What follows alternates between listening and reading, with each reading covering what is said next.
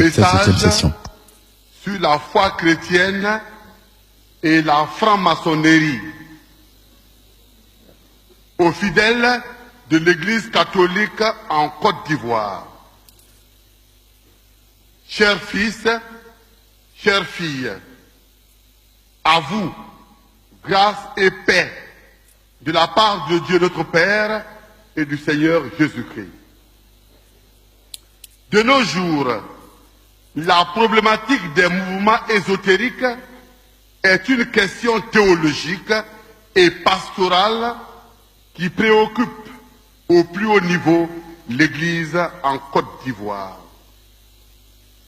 Le constat est que beaucoup de chrétiens, par ignorance, par curiosité ou par désir d'ascension sociale, se laissent séduire par les théories développées dans ces sociétés secrètes, tandis que d'autres continuent de s'interroger sur leur compatibilité avec la foi catholique.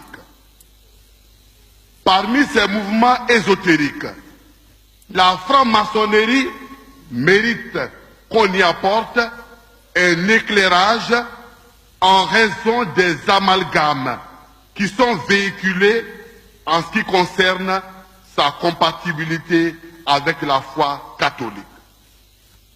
Au mois de janvier 2018, à l'occasion de notre 108e Assemblée plénière, nous publierons une lettre pastorale sur le sujet.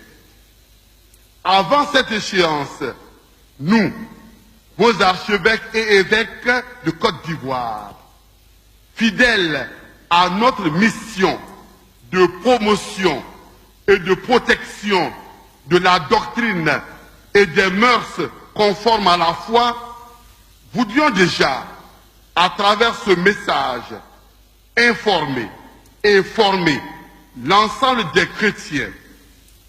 Ceci amènerait à lever toutes les équivoques et les ambiguïtés en ce qui concerne sa compatibilité avec la foi chrétienne. Il s'agit pour nous de donner de façon claire la position de l'Église sur cette société secrète afin d'éviter toute erreur susceptible d'égarer les chrétiens. Pour mémoire, la position de l'Église face à la franc-maçonnerie a été constante et claire tout au long de l'histoire. Elle a condamné de manière presque immédiate toute forme de franc-maçonnerie.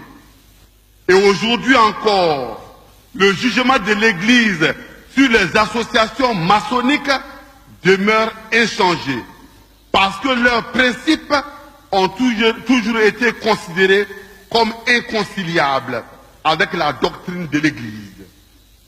Dès lors, l'inscription des fidèles catholiques à ces associations reste interdite par l'Église.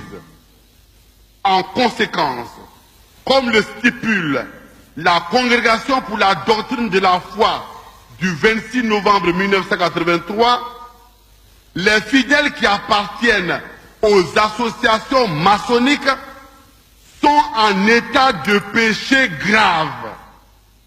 Ils ne peuvent accéder à la Sainte Communion ni bénéficier des honneurs des funérailles chrétiennes. Cette position constante de l'Église, ainsi que les nombreuses condamnations magistérielles, sans équivoque, qui en découlent, se fondent sur un certain nombre d'incompatibilités profondes entre la foi chrétienne et les principes de la franc-maçonnerie. D'une manière générale, le relativisme constitue l'épine dorsale des principes